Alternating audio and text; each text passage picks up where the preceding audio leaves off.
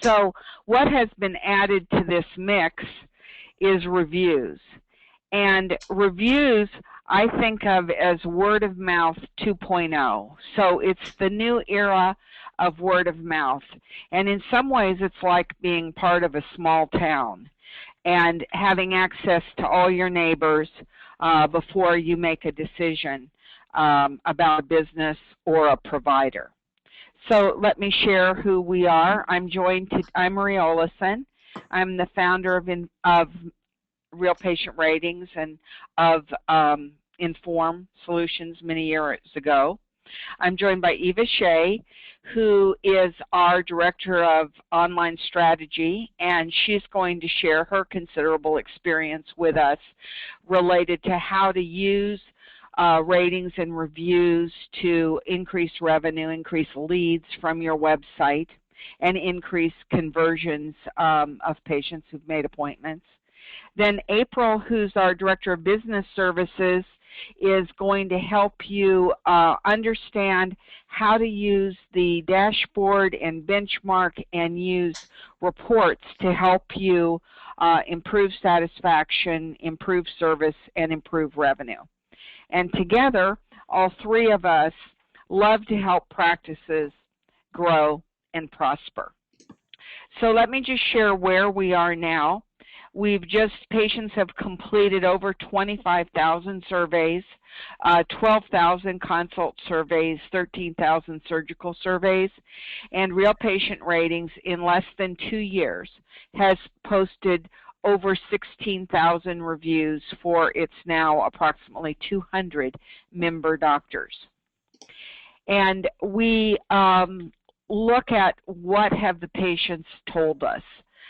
Over 1 million questions have been answered. That dashboard contains the results of those answers.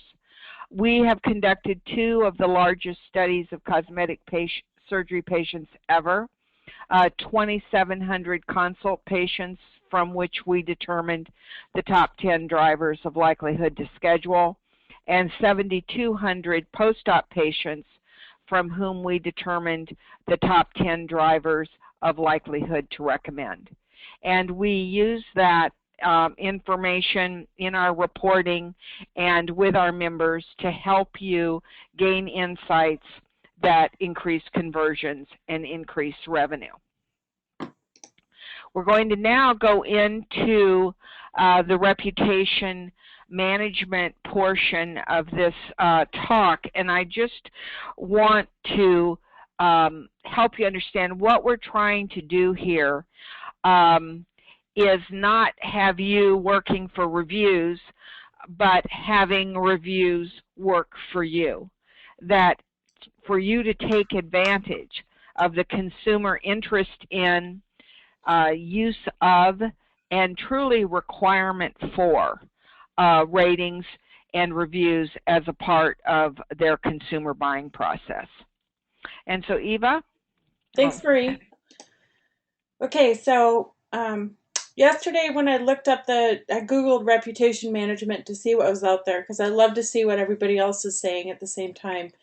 This was the big Wikipedia definition that made me feel like Grumpy Cat a little, because it just sounds like internet kind of babble. And so what I want to do is break down what we really think it is in our industry and what you can do to actually control that first page of Google, because it is possible to do. And we have a couple tools to help you do that, along with some recommendations for things outside of what we're doing and giving you. So it's important to know what reputation management is not before you think about what you're going to do. Understand that it's not a secret method of getting bad reviews taken down from the internet. So if somebody tries to sell you this, it really isn't possible. There's no shortcut, and there's no like secret form you can fill out or anything like that to get someone to fix a bad review for you. In some very rare cases, you can do that if it violates community guidelines on the website the review's posted on, but for the most part, you can expect bad reviews not to ever go away. So what do? If you understand which parts of the reputation process actually do work and are important and add credibility to your name, it does not have to be an overwhelming part of your marketing plan. And I want to encourage everybody to consider reputation management today to be part of your marketing plan and not a standalone thing. It actually is a huge component of what SEO is today. So don't ever have anybody write fake reviews for you or have your staff write reviews. Having your staff write content is a great idea, especially if they've had procedures, but you have to be really open about who they are and why they're writing that and the perspective they're coming from.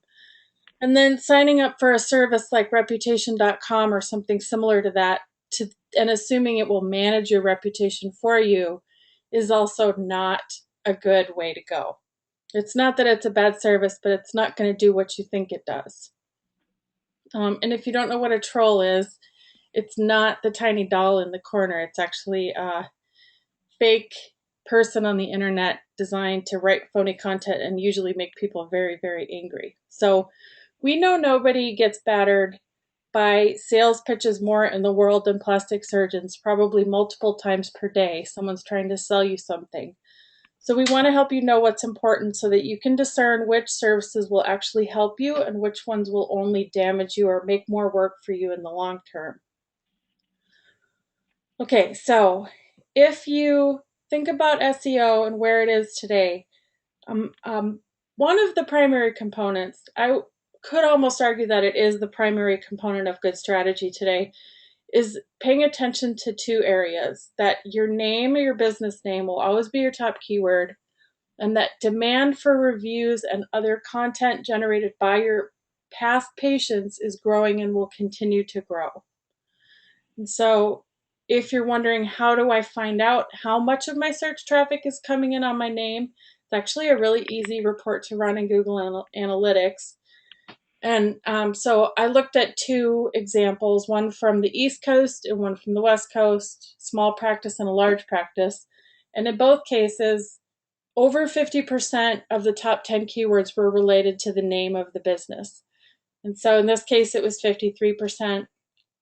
And in the next example, you'll see it was 50%. But I want to also point out my little sidebar here with my unhappy Mr. Yuckface, because around 2 years ago, Google stopped tracking keywords in Google Analytics when people were logged into a Google account. So for most of us, our top keyword is actually number one, not provided, and there are ways to find it, but in your standard report, you won't see it here. So look at number 2 through 10 or 2 through 25 and do a little math and figure out what percentage of your keywords include your name, and you'll know. And I would bet that for most people, it's 50% or higher. That means it's really important. So in this large practice, it was 50%. That's just a bigger example of the same thing. Okay, so the other truth of universal truth of the internet in 2013 is that demand for reviews is exploding. This Google Trends report, I watch it all the time, and it keeps growing, and it's actually maxed out. When you see the score, the index hit 100, basically Google's saying this is as popular of a term as they see, and plastic surgery reviews has made it there to the top. All right, so what's so startling in this trend is that the growth this year over last year has also exploded. So the worldwide trend is huge, and so is the local trend. This study that we're looking at here came out from Bright Local, which is an SEO company focused completely on local search. They write an authoritative blog about local business SEO, and over the last 3 years, they've done this study every year looking at local business reviews. This year, they had 2,100 respondents and asked 14 questions of these people. So in our follow-up email, you'll get the link to the whole study if you want to read the whole thing. It's actually really good and easy to read. It's not going to make your head hurt. This year, 32% of consumers go online to read reviews of doctors and dentists, second only to restaurants, and more than the other 17 categories that they investigated. More importantly, the percentage of people who said they read reviews of doctors and dentists went up 21% from a year ago. That's a 52% jump in the number of people saying they read reviews of doctors. And that's just doctors across the board. We know that plastic surgery consumers are much more engaged. So if they had been looking only at plastic surgery consumers, that number, I think, would have been much, much higher. Okay, so if we go a little deeper, I was really excited to see this because it's a question I ask all the time. And you've probably asked it of yourself too. How many reviews do people read before they make a decision or form an opinion about a business? And I theorized often that it would just be the first page of whatever they see, that they don't probably click the next button, just like a Google search result page. But I've never known for sure. And Bright Local determined that most people develop that opinion about what they're going to do in 10 reviews or less. And even more interesting is that the number of reviews they need to read to make that opinion continues to go down.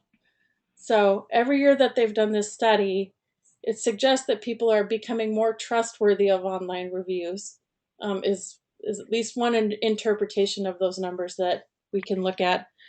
And then the other detail I think is really important here is to consider how recently the reviews were written, because if you've got 10 or 15 reviews, but they're all from 2010, everyone's going to wonder, where have your patients been for the last 3 years? So newer reviews will be taken more seriously than older reviews. And then even further, aesthetic consumers, 96% of them say that reviews are important when they're choosing a doctor. So if you don't believe me that reviews are important, then there's nothing I can do to help. Okay, so Bright Local's conclusion, which I completely concur with, is that by the time the consumer started reading reviews, they already know what they want. They figured out what service they think they want. We know they all know what they think they want when they show up for their consult. And now they want to choose a business. And so that path from reading those online reviews to buying the service that they're looking for is very, very short, which means it's absolutely critical today to pay attention to what your reputation looks like so that you're converting those searching consumers to actual patients. Okay, so what this all means to you is, with limited time and energy and dollars, relying on data from your website and from every source you can get data from RPR and from others, that data will help you choose a path forward to make the most economical and efficient decisions to grow your practice. So where this gets really exciting is that we now know from RPR's data that you all helped us gather, thank you, that conversions online and in the office both grow when experiences are managed a specific way and those patients' needs are met at exactly the right time. And we have some concrete examples of how that works, and Marie's going to share those with us in a little bit. But what I will tell you is that on your own website, when patients read any content created by other patients, so that includes reviews, thank you cards, stories about patients, real patient stories with photographs and true, that true story of why they had surgery. When people read that, they fill out the contact form on your website up to 8 times more often than people who don't read that content. So what we're trying to catch is all those people who are just at that moment of ready to make an appointment. And we're trying to put review content in front of them at that moment so that they fill out that form and come see you. And then in the office, we also know that their likelihood to schedule surgery at consult increases by 32% when they've read reviews before they've arrived, compared to when they've received no information at all. That's significant because it's such an easy thing to show them before they come to their appointment.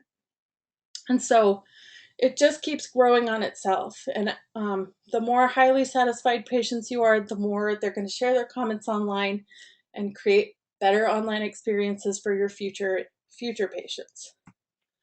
Okay, so if you're feeling overwhelmed, it's okay. Everything's going to be okay. In case you missed it, Forbes last week printed an amazing article called "Is Online Reputation Management Worth the Money?" So if Forbes is printing it, I bet most people are asking, is this for real? So they had 4 tips that I thought were perfect, and so I'm sharing those with you here, and then we added one more. So these are the 4 tips. Set up a Google alert for your name. It's free, it's fast, it's easy. Complete your social media profiles. Create a flood of positive content. Present yourself as you'd prefer to be perceived. And number 1 most important tip is do great work and deliver great service. Okay, so just briefly, how do you do this?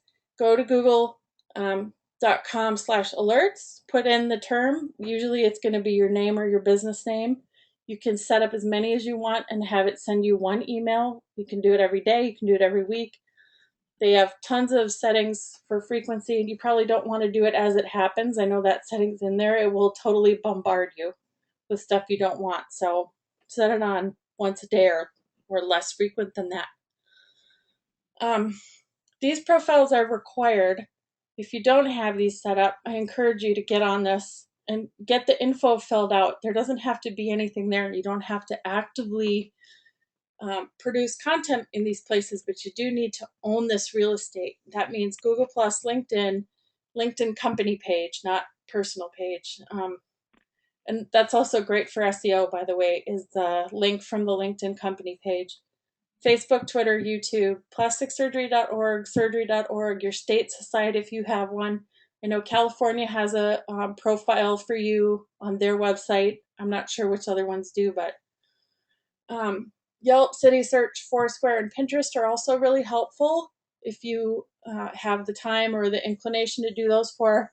And so if you look at this, count how many websites are here. These are all very credible and recognizable. There are 8, 12, plus your own website and Real Patient Ratings. If you have a good presence on those 14 sites, that's the first page and a half of a Google search result. And the chances that something less credible interferes with you if you have those things going for you are very low. And this is a great example of having good content drown out any bad content or not credible content. The rule of thumb, if you're looking around and finding your own name on other websites, is if you've never heard of it, don't sign up for it. And if it looks interesting or cool, let's research it a little more and figure out what it is and who's behind it before you sign up for it. So just be careful where you put your name. And then if you feel like this is a whole bunch of work to do, before you get started, run a report on noam.com. It will give you a quick check of every website out there that has to do with social media and tell you if your name has been taken or not and if it's available and walk you through it. So that's a great shortcut. And then another one I really like is Expert Reputation will send you a real-time reports that show you if reviews are appearing on, I think they're up to 34 or 36 different medical review sites. And Real Patient Ratings is on there as one of the sites they monitor. And so if you want monitoring, you can look into that. Let us know how it goes. Okay, so number 3, this is my favorite one. Create a flood, an absolute downpour of positive content on the web.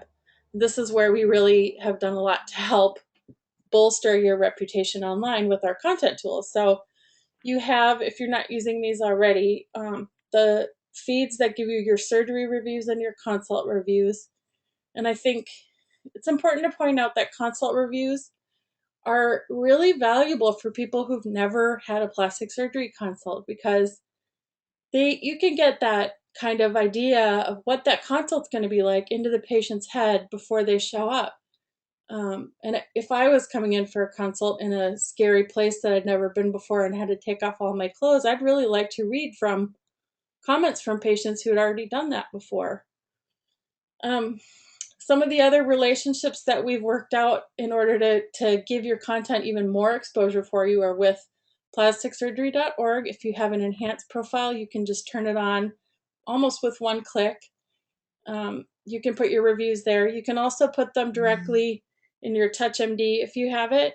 And we have shortcut links for iPad and iPhone that are also one click to install. And if you need help with that, just give me a holler and I'll help you. And then we've also recently just come out with these premium content feeds that allow you to publish your reviews either by procedure or small groups of procedure that are totally customizable. And if you have a great SEO person or you like to do unusual things with your SEO to dominate certain terms in your market, you can go completely crazy with this and get a lot of traction. And so, what I mean by that is things like if you wanted a page of reviews just for breast augmentation, you could title that page Breast Augmentation Reviews in San Francisco, California. And because nobody is competing for these terms yet locally, they are nationally, but they're not locally, there's a huge opportunity right now to dominate for a lot of those searches. And I'm happy to look at that with you if you want to get a feel for whether it will work for you or not. Okay, so we've also created some other special features just for groups. And this was really born because the data told us that up to 25% of searches were coming in on the practice name, not the doctor's name.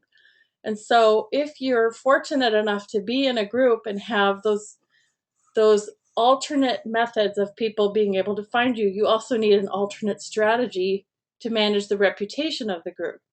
And so for those, we've created additional profiles in our directory, and I'll show you what that looks like, and marketing tools for your own website that combine all of the members of the practice into single buttons and widgets. So that group profile looks like this, just like the individual doctor profile, but then the doctors are listed to the right, and each doctor's name is a link to their individual profile. So why is this important? Well, if you have a Google search result like this one, before they had the Real Patient Ratings group page, all they had was their own website, which is great, they got there, and then a bad review on Yelp, their Facebook page, which was neutral, everybody knows they control the content there, another bad one, at least in the rich snippet, there's a very, very negative comment there with a second red smiley face, and then another neutral, and then one happy at the bottom, a single happy review. So without the Real Patient Ratings profile for this practice, there was nothing here that was positive except for one Brazilian butt lift review. So when they realized they could get this profile at the top of the page to beat all these other things, they were thrilled. And I was thrilled that I was able to get it up here as quickly as I did. And it just depends on the market that you're in and the level of competition for the term. So it's really exciting. Okay, so as if that wasn't enough, what else can you do with all that content? We want your ideas. If you've come up with anything that you can do with your reviews that we haven't already thought of, please tell us. Going to ask Marie to talk about how they used links to their reviews in text messages in a second, but I want you to know that you can also, in the very near future, from our portal, you'll be able to share your comments on Facebook and Twitter. That feature is almost finished, and this is the right kind of content for social media. You don't really want to put too much medical content on there, but I don't think you can really go wrong with sharing reviews. And then the SEO purposes of the content, I've already covered, but that's there for you. You can use them in any print marketing. You have complete and total freedom to use your comments as you want to in marketing, as long as that patient has given you permission, and those are the ones that we will help you pull out. And those are the only ones that are on the web. I also thought you could print them out and put them in between photos in your photo books. So, the sky's the limit. So, Marie, will you talk about your text messages for a moment? Yes. People, when they come to your site, they don't always get to even if you have the review content there, they don't always get to that review content. And knowing how important it is in their buying decision to have reviews, and people, that's something that has to be checked off in their mind. Yes, I've verified that this is a quality provider. I decided to take the bull by the horns and to actually send them a link to the reviews at the time they make the appointment. And we do it one of two ways, which is we can do it through an email with a link to that doctor's specific page on either RealPatientRatings or on our own site. And then secondly, you can do it also in the text message confirmation if you have such a system. And the restriction there is usually that you only have so many characters that you can use, and you need some of those or a lot of them to confirm the appointment. But if you can get a URL shortening tool such as Bud URL, you can make a short link that they can use. And it's very powerful to open this link in your phone because the reviews take up the entire screen, and you just thumb through them, and you just get a very strong impression very quickly. And as Eva said, it's about 7 to 10 before they have enough to make a decision. And so it's been very helpful to us. And what we're hearing from patients is, after reading the reviews, I felt like I already knew you. And if they can come to the doctor to the first meeting feeling like they know you, whether it's you individually as the physician or they know your practice and your values, it's going to move them forward. Secondly, this is number 4, present yourself as you'd prefer to be perceived. And I think this is extremely important because you need to decide who you are and how you are presenting yourself to the public. So if you're, a scientist, a surgeon who's very shy, then you're not going to want to represent that you're outgoing and talkative in your bio. And you're going to focus on what is true, and when the patient comes, what will be perceived to be real. And if someone's friendly and warm, then by goodness say it, but make sure that it's true and it's can be manifested when they actually meet you. And Eva, if you would state why you think it's more difficult for female surgeons. Actually, it was a situation that April and I had with a female surgeon who was concerned that all of her consults felt like they came in feeling like they were going to be her best friend, and she just wanted to be a surgeon. And so I think April had some ideas for her on how she could change their communication strategy ahead of time so that their expectations would be different when they finally met her, and they wouldn't be disappointed that they weren't going to be best friends when they got to her office. Yeah, well, that's good. Mm-hmm. Yeah, I think it's very important that however you present yourself, the picture of you be correct, that the description of you be accurate, because people read these things and then they want to come and have whatever you do be a continuation of what you've represented. Mm-hmm. It also holds true for what your website looks like. And so we've probably all had the experience where you look at a website and you feel like you're going to get a certain experience when you arrive at that business. And when it doesn't match at all, it's actually really disconcerting. And you have to kind of start over from the beginning when you get there. So you don't want that to be happening to your patients because you're creating an unnecessary hurdle for them to jump over. And then provide a great product and great service, which is our advice from RPR.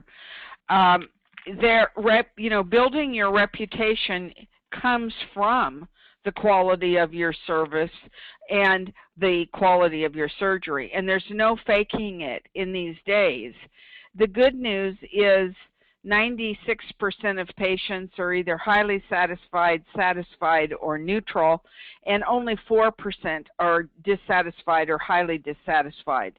So you want service and communication systems that work for your patients, that are patient-centered, and you want to know what's important to them, which is what April's going to go into, because as far as I'm concerned, I just want to know where the consumer is, what she's thinking, and guide my practice to where she is. I want a shortcut to understanding what's important to her, and I think that data does provide that. Mm-hmm.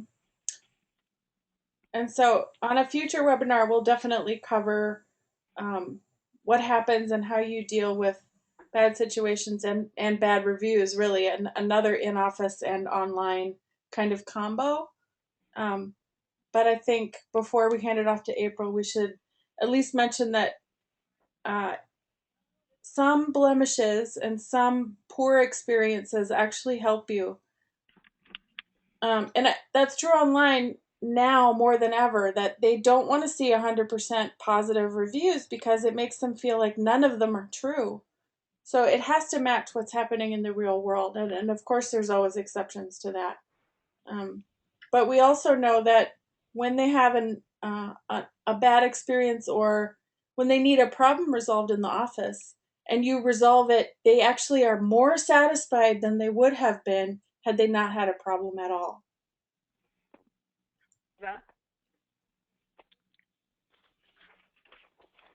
So my last thought before I hand this off for our reporting extravaganza is that if you do have a negative review happen, I want to just remind you not to click on it. Don't throw fuel on the fire. Don't respond. Don't overreact. At least wait until the next day or call somebody outside of your inner circle to figure out what to do, because clicking on it only makes Google go, ooh, people must like this. And you don't want that to happen. So if you find one, you need to show other people or you need to look at it, take a screenshot. Don't click on it. Here's the links to all the resources that I used in this kind of first half.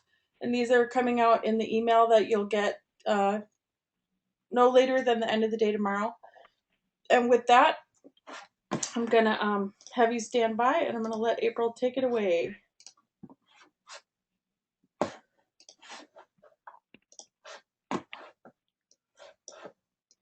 Perfect. So what I'm going to go ahead and talk to you about today is how to use the reports and the data that we're collecting from your patients to grow your revenue. And I think it's important to evaluate your reports and your data just like you would go into surgery. You wouldn't go into surgery without a plan, so you need to have a plan with how you look at your reports. Hopefully, everybody that's on the call has some favorite reports that they like to look at, and they have a system and a schedule for when they look at those reports. In order to get the best results, what I'm finding is it needs to be a team approach, and hopefully everybody shares the data with their staff, and their staff has a goal of what it is they're trying to achieve to help you meet your goals. So what we're going to do is we're going to come in and we're going to use the data to understand how to pinpoint the revenue opportunities. So what I'm going to cover is the following three items. First, I want to take you through and show you how to get on the reporting website, how to navigate the website, and then I've created 2 new reports to help you deal with some of the summer slowdown in activities. First off, just want to let you know that in order to get onto the reporting website, it's a unique username and password. So the username and password that you use to approve or reject your comments is different than the username and password to get onto this website. So if you don't have it at your fingertips, feel free to shoot me an email and I'll send you over that information. There's 2 ways to get on the reporting website. You can go directly to reporting.smg.com, or you can also access the reporting website through our RealPatientRatings website. At the bottom of every page, there's a member info button, and it'll take you to a screen that'll allow you to get onto the SMG website. So once you get on the dashboard, you're going to realize that there's a lot of information to look at and what's most important and how do you know what to do with it and what's the first step.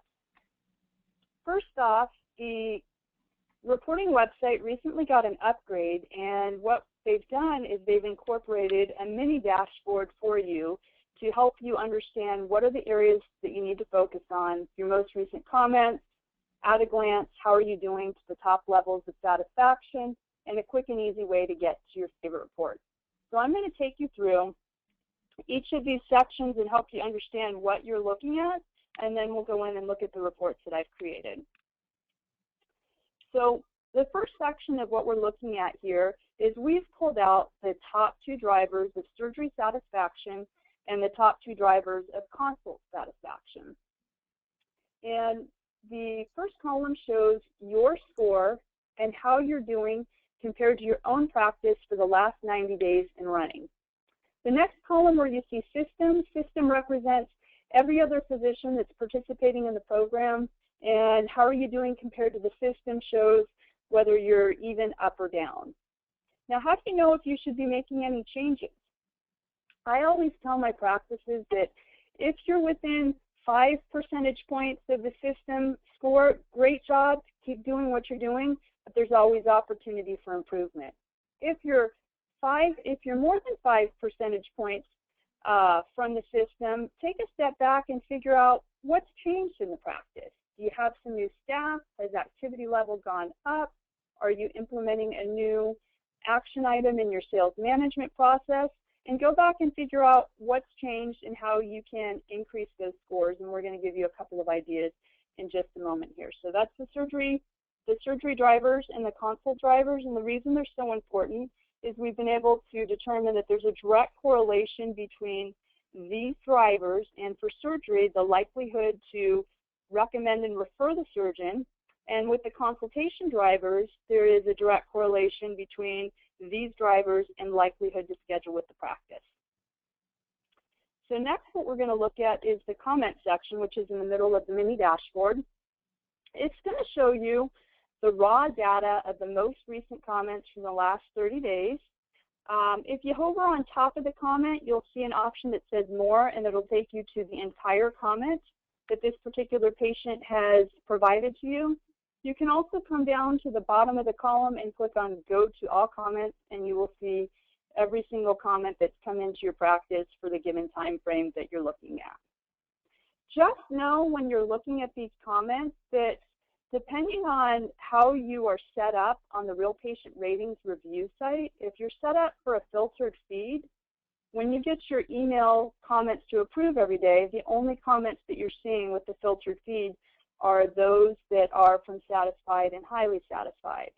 If you have signed off for a transparent feed, every day when you get those emails and reviews to approve, you're seeing every comment that's going to go live on your website. So it's always helpful to come over here and look at the comments, because a lot of times patients provide comments, but they don't give you permission to use them, and there's still something to learn from them.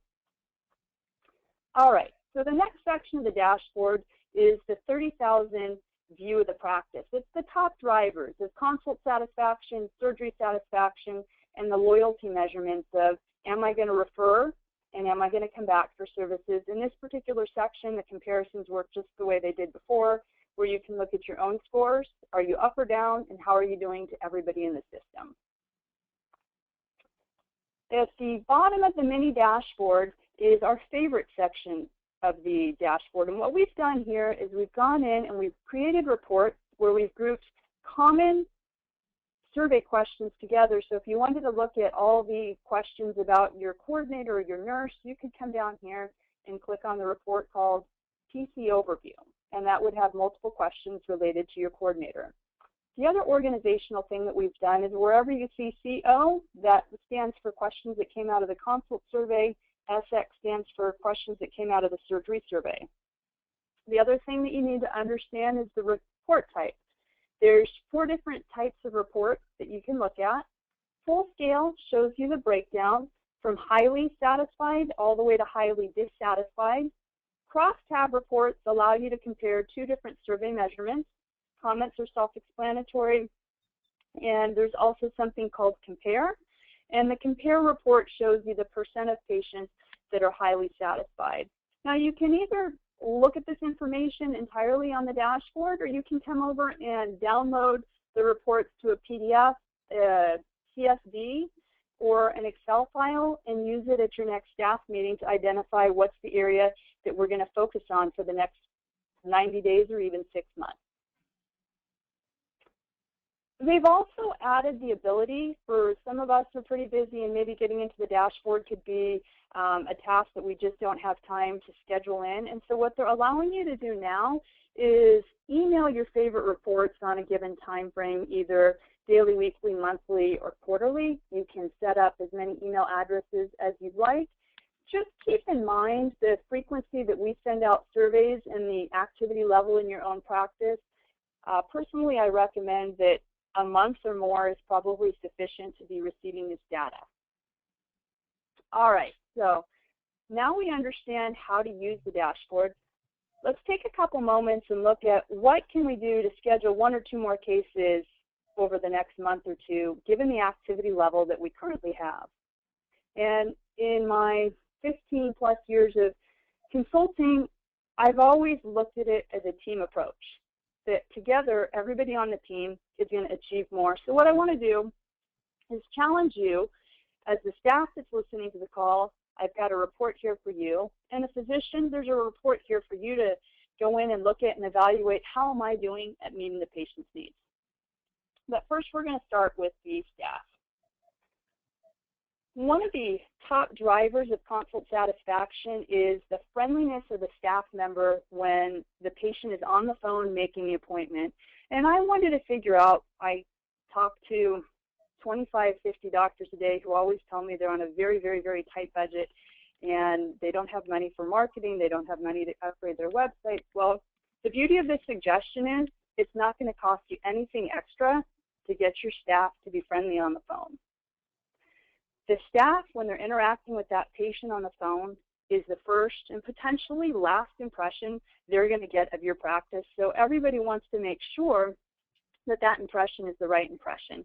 And I want to go in and actually show you the data so you can understand the correlation with Sally when she answers the phone and whether or not that patient's going to schedule for surgery when they show up in your office, which is going to save everybody time because we're going to have one less patient to have to follow up with and convince to schedule for surgery with our office. So here's the report that I developed, and I once again want to orient you to what it is you're looking at before we talk about the data. We're looking at 2 different characteristics, the first one being the satisfaction with the friendliness of the staff. And when you go in and you're in the reporting website, if you hover on top, it'll show you the actual question that the patient asked. The second thing we're looking at over here is, did this patient schedule their procedure at the time of consult versus how likely are they to schedule for surgery at some point in the future? I'm always looking for, did we meet our goal of scheduling 25 to 30% of those patients at consult, as well as are we meeting our goal for follow-up? All right, so now that we understand what we're looking at, let me teach you how to actually read these reports in the crosstabs so that it's easy for you to understand, interpret, and make some changes. Starting on the left-hand side, you want to go ahead and look at the report and understand, of those patients that said that they were highly satisfied with the friendliness of the staff, of the 8,969 patients, 52% of them scheduled for a procedure at the office. This is great in and amongst itself because you're already higher than the average scheduling rate for the practice. However, everybody's on the call because they're looking for that hidden opportunity, the patient that you've already seen that you can schedule. And here's that opportunity. It's right over here with all of these patients that have said, we're just satisfied with the friendliness of that staff member while we made our appointment. And of these patients, of these 1,600 patients, only 34% of them went ahead and scheduled for surgery at the time of consultation. So you stop and you say to yourself, well, what could I be doing differently? How can I impact that staff member at the front desk and engage her to be more friendly on the phone? Well, as I started off with, reminder that it doesn't cost anything extra to be friendly. Reminder that she makes a difference. And every time that phone rings, is an opportunity for us to schedule surgery. It's not an interruption to what we're doing, but it's an opportunity for us to make a connection, build a relationship, and get a patient for life. And one of the easiest ways that we can kind of track and monitor this, it's simple. It's picking up that phone. It's being engaging. It's being in the moment. And it's as simple as I have here is putting a mirror at that front desk and teaching that staff member to look in the mirror and watch, is she smiling, is she frowning, because the way she looks is the way that she's communicating with that patient how excited she is. And possibly what you want to do is print out the individual report for your own practice and go ahead and at the end of every week ask the staff members, so what did we do? How are we doing differently? Did we engage those staff members? Did we ask a few more questions? We can make a difference. If we're doing only one thing different, it's being friendly on the phone. So you say to yourself, okay, April, I believe you. I'm going to try it. I want to see if I can engage my own staff members and see what kind of difference I'm making. So when I was looking at the reporting website, I noticed that they have a new section called trending reports, which is great because I gave you an idea, and now you're going to go in, and tomorrow everybody's going to tell their staff, we're going to be more friendly on the phone, and we want to go back and see what is the impact of what we've done. So what you can do under the Build Your Own Report section is you can choose a report called the trending report. You can select the date range that you want to trend, and then you go ahead and you hit Build Report. And what it'll do is it'll give you the option to look at just the graph, which to me isn't as helpful as looking at the graph along with the data, because the data is going to show you, well, this is 9 patients, this is 11, and it's going to pinpoint, well, here's where we were at. We were at a high 4 months ago. 82% of those patients said that Susie was off the chart. She was super friendly. Something happened right around April. Probably it was breast dog season. We all got a little busy. It was a little harried, and we weren't as friendly with our patients on the phone. And so we dropped to 50%. We got on the phone with April. We started being a little more friendly, a little more engaging, and look what happened. Every single month since that month right here, we've gotten better and better and better. Great job, staff. Now that we've conquered this, we're now ready to move on to the next item, which is C-quote, so the importance of before and after pictures. So there is what our staff can do. So you're probably thinking to yourself, well, I'm the surgeon, what can I do differently? So I kind of thought that to myself as well when I was getting ready for this. And I went in and I looked at all of the comments from patients to why are you highly satisfied with your consultation, as well as why are you highly satisfied with your surgery experience, what's the single most important thing that you've taken out of this surgery. And I ran those 3 comment reports for everybody in the system, and I exported the data out into Excel, just like I taught you how to do, and I put it in a program called Wordle, because I wanted Wordle to tell me what's most important to our patients, and clearly it jumps right out at you is listen. They want to be heard. That's what we also heard earlier from Eva and Marie. If patients have complaints or concerns, they want you to take the time to listen to them, you being the surgeon that's on the phone. So let's see how our surgeons are doing. And from the surgeon standpoint, what I hear about day in and day out is April, sure, revenue management, it's really important, revenue management, important, but we want reviews, more. So I'm going to show you the relationship between how carefully you listen to your staff and the impact that this has on that patient's likelihood to approve their reviews for your website. So once again, I developed a report, and both of these reports are available for you on your own dashboard. And what we're looking at over here is the relationship between how satisfied are you that the surgeon listened carefully to your needs. Once again, it's from the surgery. And what is that relationship to, may we display your anonymous comments, review, on the website. So overall, 86% of the patient population is giving permission to use those reviews. But when we come over and we look at those patients that said, wow, off the chart, I'm highly satisfied with the way that the surgeon listened to my needs and concerns and helped me achieve my goals, 89%. Sure, we bumped up a little above the average, but opportunity, here's the opportunity. Here are those patients that are saying, sure, he or she came in, I felt like they were in the room, but maybe they didn't listen, they didn't hear, and as a result, I didn't get exactly what I was hoping for. And these patients are saying only 71% of these patients that felt like they were satisfied with your ability to listen to them, gave you permission to use those reviews. So now you're going to have to go back and work a little harder and find those other patients.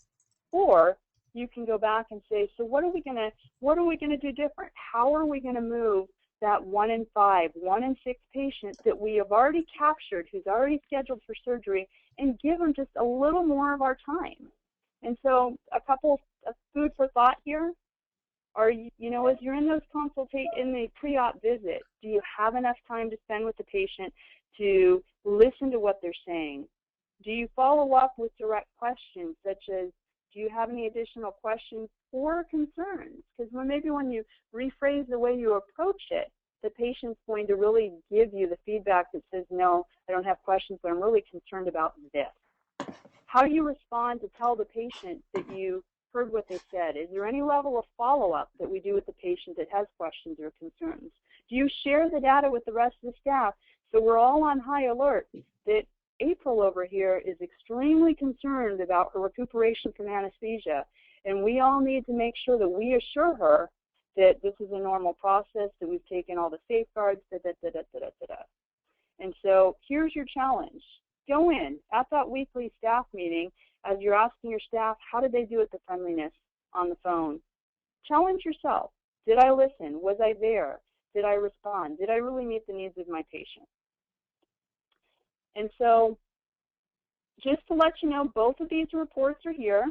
You'll be able to come in. You'll be able to access them from the favorite section on the dashboard and on the mini dashboard. You'll come in. You can pick your time frame, and you come down to the bottom, and it'll show you the data that I have displayed. Have no fear, though. We've got written materials on everything that we've went over today to show you step by step how to run these reports on your own. As far as who do you go to for help from here, I'm the data girl, so if you need help reading, interpreting, maybe you want some additional consulting assistance with your data and how you implement the changes, you want to give me a call. If you're wondering how to use this information on your website and how to get more out of the reviews, Eva's your girl. 12 years of experience in internet marketing. She can help you take advantage of the reviews and ratings. I think April just named our superhero girl. Her name is Data Girl. So there you have it. We certainly appreciate your patience today and listening, and now it's the time for you to ask all your questions that you might have, or concerns. Somebody out there might have a concern. If you have a question, please use the questions box in your GoToWebinar control panel. It doesn't look like there's going to be any, but I know sometimes it takes a minute or two to type them in. And also, we certainly appreciate everybody staying late, especially if you're not in Pacific time. I know it's getting a little late in the evening here, but and also if there's a better time that you want us to schedule webinars, please tell us what works better for you so we can accommodate that. We are planning to make our webinars the last Wednesday of every month from this point going forward. So in our follow-ups, I'll make sure that I give you a save the date for the next one with some possible topics, and maybe you all can help me vote on what the future topics should be. I know we have just so many ideas that it always helps us to hear from you what your needs are and what you'd like to learn from the data. So I think if there's no questions, we'll just wrap it up then.